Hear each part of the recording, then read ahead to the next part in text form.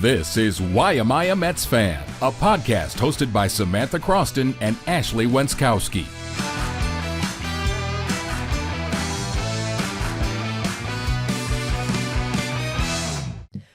Hello, everybody, and welcome into episode 2 of Why Am I a Mets Fan? This is a podcast that focuses on one of the most tantalizing, in Ashley's words, franchises in sports history, and it gives you inside insight into the facts, the fascination, and the farm behind the New York Mets. Speaking of the farm, special guest, that episode will be dropping later on this week.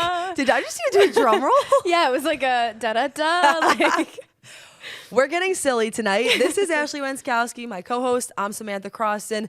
Good time to remind you, you can find all of our episodes on our YouTube channel or wherever you get your podcasts, Apple, Spotify. We do not discriminate. Nope. Wherever you like to listen. You can also find us on social media, Twitter, TikTok, YouTube, Instagram, at YMetsPod, because our intern, Dan, if any of you have noticed, is just smoking the competition out here. Can I tell a story? Uh-huh. Shortly, people will see Dan's greatness on our social Yep. media. He went to the Mets game last week. He's at Citi Field, and I was like, Dan, like, grab a couple pics. Like, you know, be so funny if you could get us with the podcast with Mr. Met. 30 minutes later, this kid sends us a text back. He's got Mr. Met holding up the podcast cover. Like, greatness. Like, you guys, because as a reminder, Dan, intern Dan, he lives on Long Island. Yeah. School's done, so he's there. Goes to Syracuse, by the way. Goes to Syracuse, which is how we got him. But he is there, immersed. He is going to games at Citi Field. And legitimately, you will see soon the Mr. Met holding up our podcast. So he's electric. The Mets, not so much. And I will say, we're going to get into all of it. All of it. But right away, what struck me is that even more so than our first week, this was the week where I really felt like, why am I a Mets fan? And finally, the name of the podcast and the reason why we picked it just comes to life. I mean, I'm still not sure, to be frank. And that's why we keep having the episodes. And that's why we keep talking about, because at some point, the podcast ends when we figure know. out why we're Mets fans, all right? So that is the last episode. Thank you for joining us once we find that out. But no, listen, this week, a ton of ups, a ton of downs. Not a ton of ups. Not gonna lie. Actually, not a ton of ups. I don't even know why I said that. Well, there was, okay, this is why I thought it was interesting. I wouldn't say a ton of ups. No, you're right. But the last time we spoke, we're like, if only they could win that last game against the Braves, which they do. Then they go up against the Phillies, and then they go against the Marlins. I'll tell you where it started for me, and then we can get into it. Okay. Where I realized, and my dad was even saying this earlier today, because of course we chat Mets. He's like, they reel you back in. Oh. That last Braves game reels you back in.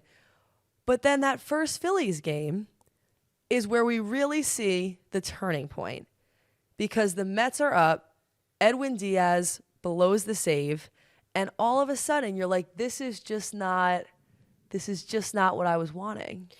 Last week on this show, we said we'd feel great if the Mets won 2 out of 3 against the Phillies, which it was a 4-game series, by the way. That was our bad. Yep, that was our bad. That was my bad. They dropped 3 out of 4. So definitely not what we were looking for, hoping for. They pull out the last game of the series by the skin of their teeth in extras. They managed to pull that one off, which was really helped out by some sloppy Phillies play in that game. Yep. But they showed fight to win it. And then the Marlins, I mean, for me, listen, the Phillies are one of the best teams in baseball. It was the Marlins for me. It was the Marlins. The Phillies, right, you got to hand it to them. One of the best teams in baseball this year. The Marlins, I mean, SNY put up a graphic, okay, going into that Marlins series. The ERA on these pitchers is like 5 and above. Like every single guy, I'm like, all right, like we're going to win a series. Like it's finally going to happen. They dropped the first 2 to the Marlins, and I don't know what rock bottom is. Gary Cohen likes to tell us when it's rock bottom. Yep. He has said it a couple times. Yep. Losing those first 2 games to the Marlins felt pretty close. And it's funny because even after they lose the first game 8-0, right? I'm still seeing, actually from our account, so this was, or maybe from a different account, I'm seeing a lot of tweets and some people still writing articles like, you know, this is still a playoff team. Yep. This is a team you can see in October, despite, like, almost as if that first Marlins game was just a whiff. But when you texted me that we needed an emergency episode because of the horrifying, disgusting, performance on Saturday, I truly, honest to God, believe that last Sunday when they won against the Braves 4-3, Nimmo walk-off 2-run homer was one of, if not the best win of the entire season, for me, in my opinion. That loss to the Marlins 10-9 after being up 7-2, after being up 9-5 in the 9th inning, was the worst loss of the entire season, and it wasn't close. And I'll tell you, Ben, our director, producer, will tell you, yesterday during sports, we are sports reporters, we work at a news station. I'm doing sports yesterday at 10 or 11. Our producer, Rachel Culver, who works with us on the Orange Zone, goes, I want to throw in something, no, it was at 6. I walk in at 6. She's like, in the lates, I want to do a little Mets thing, right? Like, they're going to win today. They're up 7-2.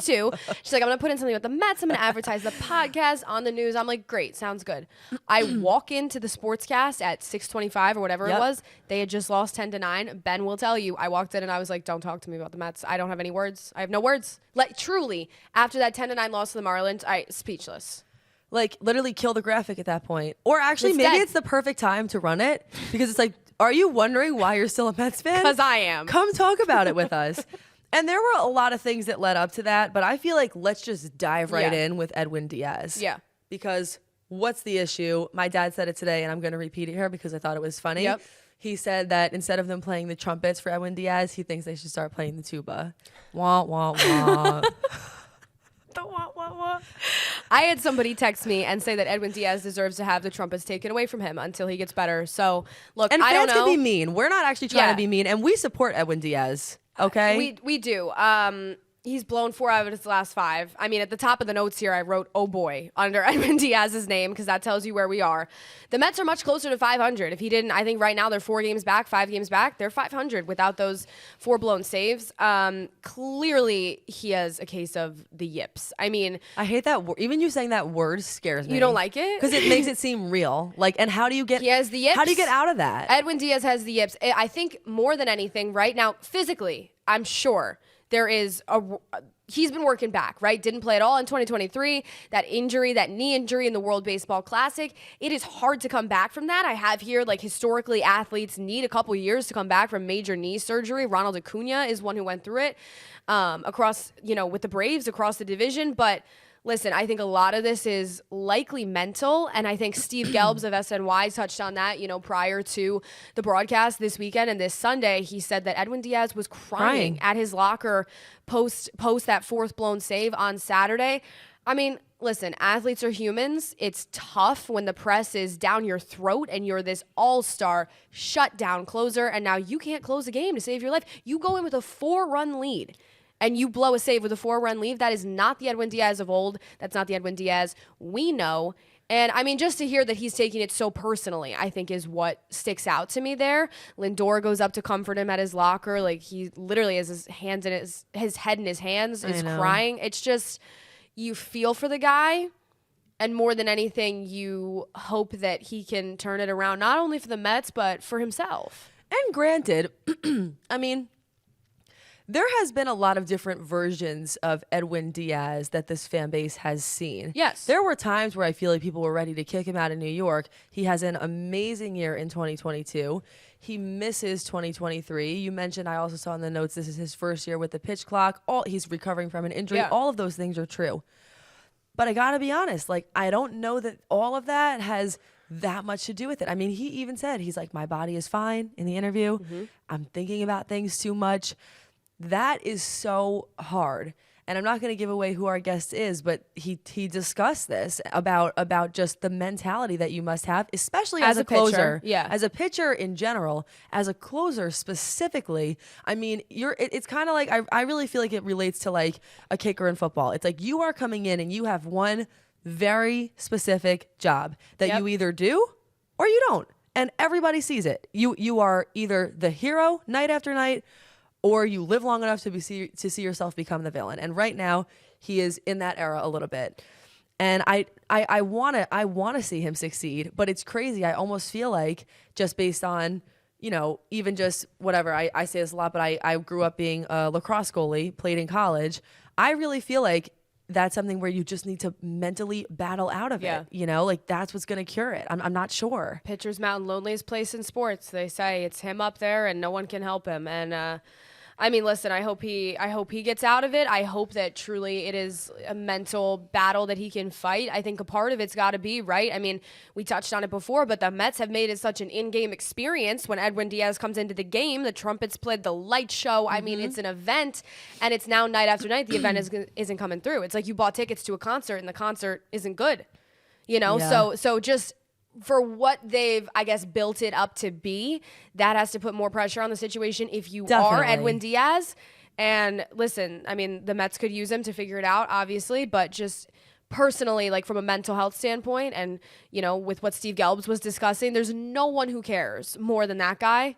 So I hope he figures it out sooner rather than later. Yeah, and you mentioned it. I mean, last year when that was really like, you know, just on Twitter, you saw all of the clips of Edwin Diaz and that whole thing. It was like a sensation. It was like everybody in the MLB cared about that and thought that was interesting.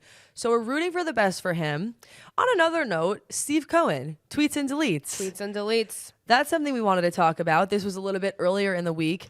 You know, in Wednesday's loss to the Phillies, he tweets, "All in the future, not much we can do until the trade deadline." He deletes it 15 minutes later. My understanding is that most people assume that to mean that they were going to be sellers, but I also saw some people who thought, no, Mets fans are reading too much into that. What do you think? I thought when I first read that tweet, I thought it meant they were going to be buyers. Not much we can add until the trade deadline. Like, not much we can do to help is, I guess, what I was thinking. I think it could mean a combo of both, right? They sell off some pieces to bring in some new pieces. So I'm not sure it falls squarely in the buyers or sellers camp. But when I first read it, I don't know how you interpreted it, but I think that could mean as buyers. Like, we can't bring in any helpful pieces until the trade deadline. I think it's too soon to call them sellers for sure, right? They're hovering around 4 or 5 games under 500. The NL East is wide open, which is something we can, not the NL East, I'm sorry. The NL East is not wide open. The National League wild card is wide open. The Mets still only about half game back from that, even with a losing record. So I think it's too soon to declare them sellers. I think that was a little bit of jump the gun by Mets Twitter.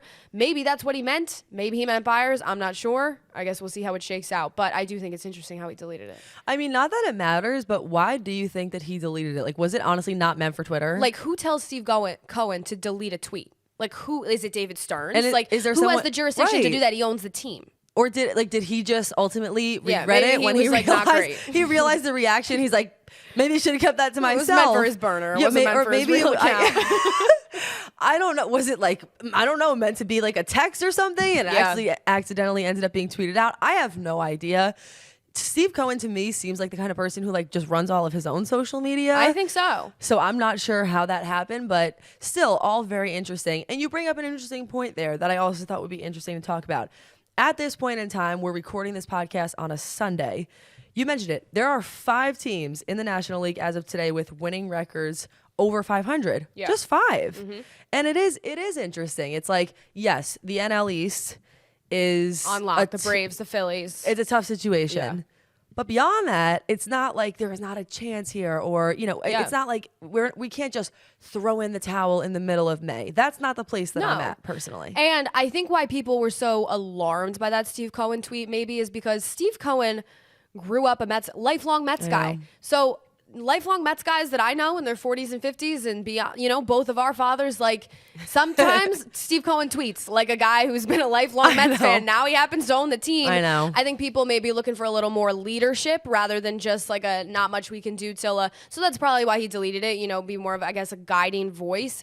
But sometimes that lifelong Mets fan, that why am I a Mets fan thoughts, they come out. Steve Cohen is literally every single classic 40 to 50-year Mets fan, but he just has a ton of money. Oh, he's my dad. If my dad owned the team, I was a billionaire. And was a billionaire. That is my dad. Literally. And I think people like him because of that, So yeah, I definitely agree. Another thing that I thought was interesting that we had as a topic we wanted to discuss was, you look back at that Phillies series, and there was a veteran meeting of some sort, yes? There was. At least that's what we heard.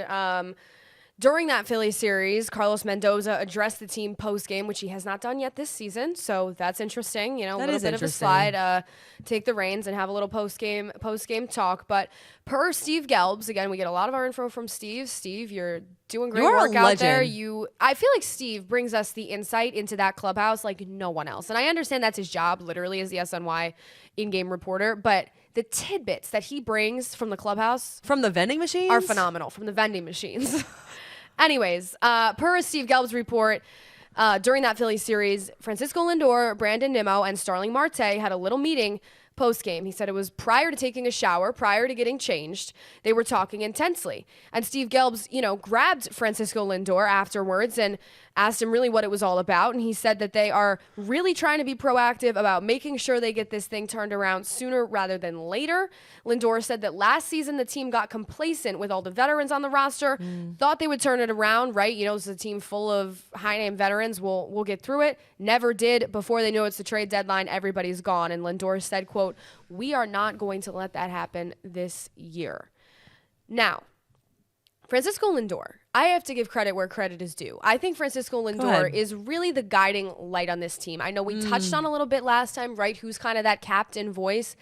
I don't think it's Pete Alonso. I don't think it's Jeff McNeil. I don't think it's Brandon. I really feel like Francisco Lindor holds that role more than anyone else. Makes sense, right? The guy's signed on a 10-year contract.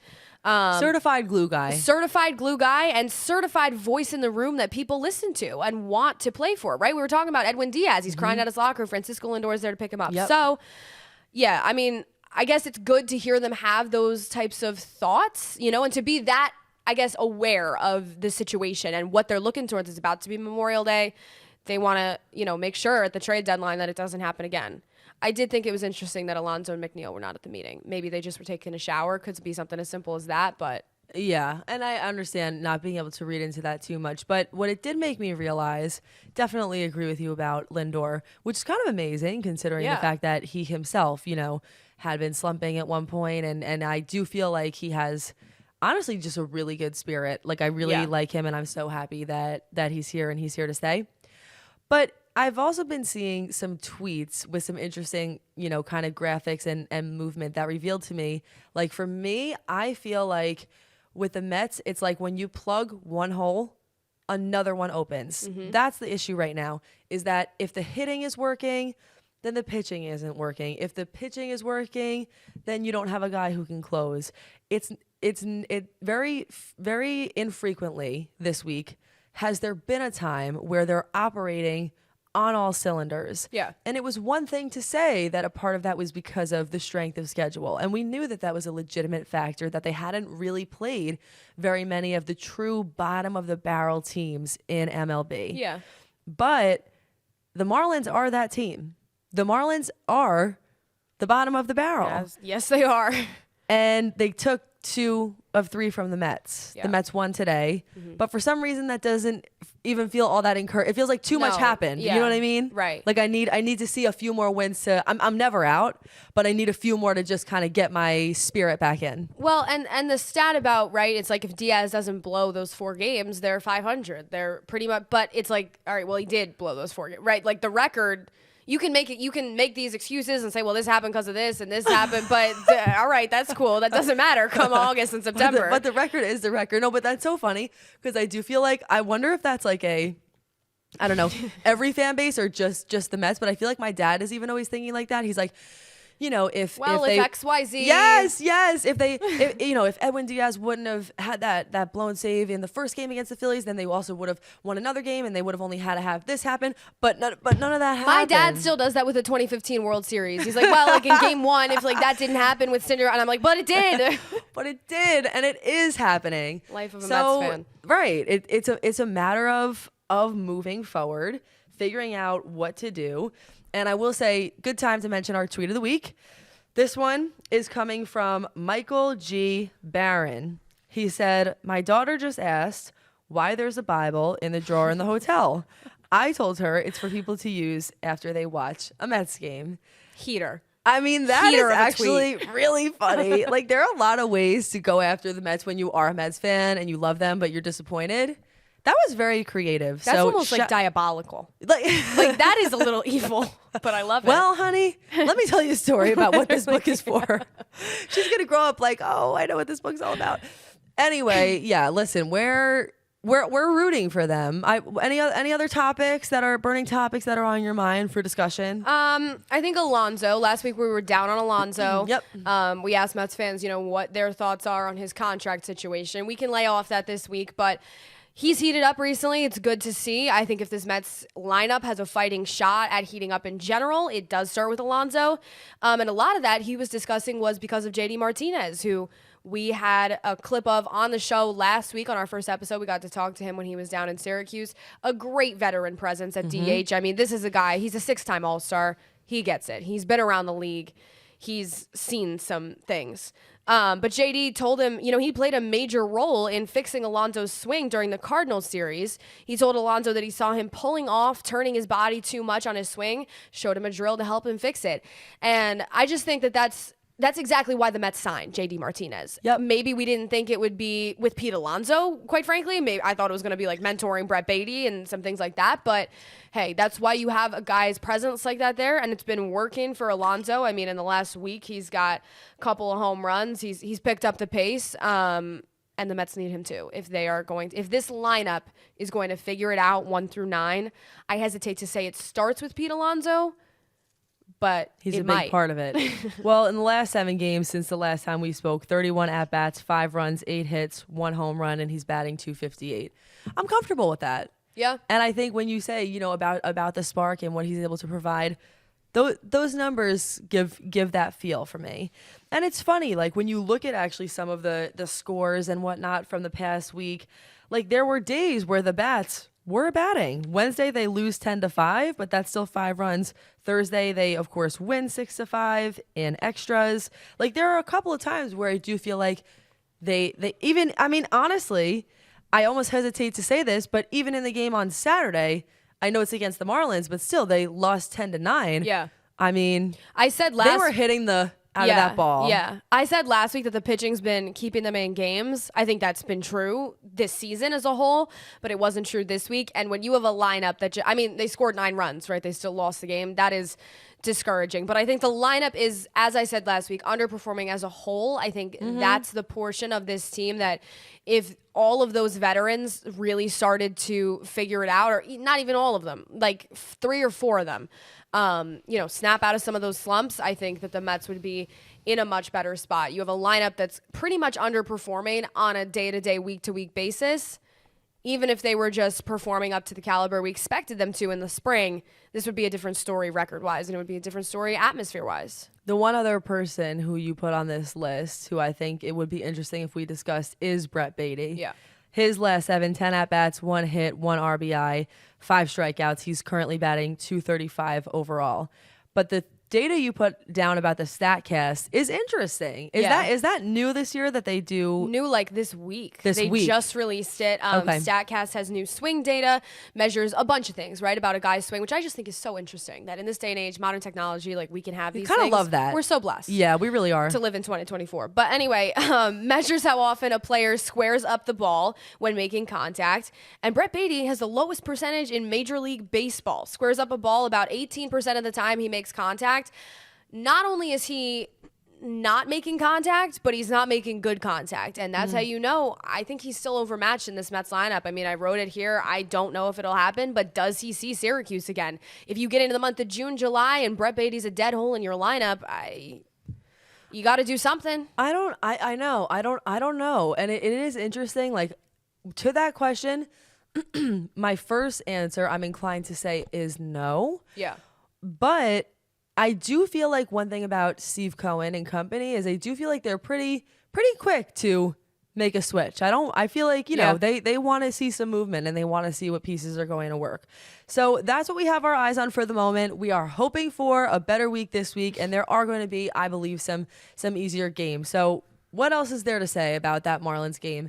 It was exactly, I think, what being a Mets fan in some ways is just all about. It was like the full range of emotions. I didn't even watch the whole game. I actually checked the score online. I think literally when it was like Yeah. 7-2 or something. And I was like, well, at least they'll win today. Nope. Yeah, I me did not too. know until you texted me. We need an emergency episode. I was like, what happened? I'm making by the way, I'm making the sports cast. I'm sitting at the computer. I'm making the show, and I put the Mets on. It works out a lot of times that the Mets are on at the time I'm doing that. 4:00 game, 7:00 game, whatever it might be. Saturday I had them on, and I'm coasting, right? I'm not really watching. They're in the background. It's 7-2. I'm like, all right, win today. Thank God. And it's like I look up and it's 9-9. Like, what are we doing? So you did you see live the 3-run home run, or you didn't? No, see I it? did not. Which is probably good for everyone in this building, and for Josh Kozlowski, our weatherman, who sits near me. Probably good for everyone's sanity that you didn't. Anything else on the Mets, and then we'll move to the Syracuse Mets. I mean, I think there are going to be some if. And we are conditioned to think this way as Mets fans. Go ahead. If things continue to underperform, I think that if had emphasis on it. I think you will see, like you mentioned, some changes, right? The Steve Cohen regime and the David Stearns regime is not one that likes to sit around and wait for things to pop. So is that Brett Baty? What does it mean for Edwin Diaz? I mean, I tweeted from our account, like, does Edwin Diaz see Syracuse? Like, I know that sounds completely ridiculous, but maybe he could benefit by facing some lower level competition. I don't know. No, it's funny you say that, because I actually think that actually feels like an oddly good idea. Right? Like, I don't think it's a bad idea. Let me know in the comments if you think, but I think first they try him out, they throw him out there in the 6th, 7th inning. He's, a little bit taken away from that closer role probably. But if he continues to just have such a tough go of it, like, let him see some lower level competition. Let him just work on his pitches. Like, this pressure and this Edwin Diaz persona, I think, needs to go away for a little while, and I think he would greatly benefit by it. So, larger point, I think some switches will be made in the lineup, in the closer role, maybe in the starting pitching. I know Tyler McGill's coming back this week. We'll see what happens. But Steve Cohen is not a complacent owner, and David Stearns is not a complacent GM. And I think we're going to see some moves begin to pop, even internally, before that trade deadline. Not one doubt about it. We'll be hoping for the best for the next week, but we will see. And of course, we'll always have new content for you.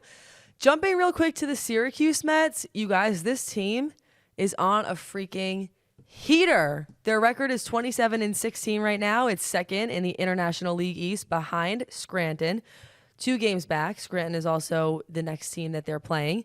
The Yankees affiliate, by the way. Scranton. Yankees affiliate. We're recording this on a Sunday, so those are the stats as of right now. But what I can tell you is they won 5 out of 6 against Iowa. This team is trending upwards. I keep saying it on Twitter and beyond. You're upset with the real Mets right now? Look down at Syracuse. You'll have some good things to... It'll cheer you up if you look down at the Syracuse Mets and what they've been doing lately. I mean, 5 out of their last 6, 10 out of their last 12. This is one of the hottest teams in pro baseball right now. Minors, majors, all things considered. So Trayce Thompson has been absolutely cooking down in Syracuse. He's the guy we're looking at right now. He is the guy with everyone's attention, and he's a guy who has major league experience. I mean, he played for, I believe, the White Sox. He has major league experience throughout his career. I think if he keeps going at this pace, he has 13 home runs this season, 6 this week. Slot him into that big league lineup, see what he does. I mean, truthfully, just impressive, and it does sort of make you think, if we look back to Steve Cohen tweets and deletes, like, if the whole idea really is, or the one thing that a lot of, Mets fans cling on to is, well, the plan is the future. Yeah. The plan for a while has been looking ahead to 2025 and beyond. Rest assured that is not BS. There really is some truth to that. And there really is a lot of amazing, people and players down here who they are developing, people who do have a lot of potential, people who you are going to see up in Queens, and more importantly, people who you are going to be seeing on this podcast. On this podcast with including one this week, our first guest. Who was a great guest, by the way. Such a great guest. Like, just from the personality, like, because mind you, we obviously go and we cover these players, but like, this is really the first time we're sort of meeting them in sort of a casual setting. Yep. And it was really just fun and vibes, and we hope that you guys really enjoy that. He killed it. He crushed it. That's pretty much it for us for this week. We will plan on seeing you again next week, but look for our extra innings. That's going to be the guest interview dropping later on in the week. Other than that, we'll see you next Monday. Let's go Mets. This is Ashley Wenskoski. I'm Samantha Croston, and this is the Why Am I a Mets Fan podcast. Keep on letting us know. Why are you a Mets fan? When we figure it out, we'll stop recording. See ya.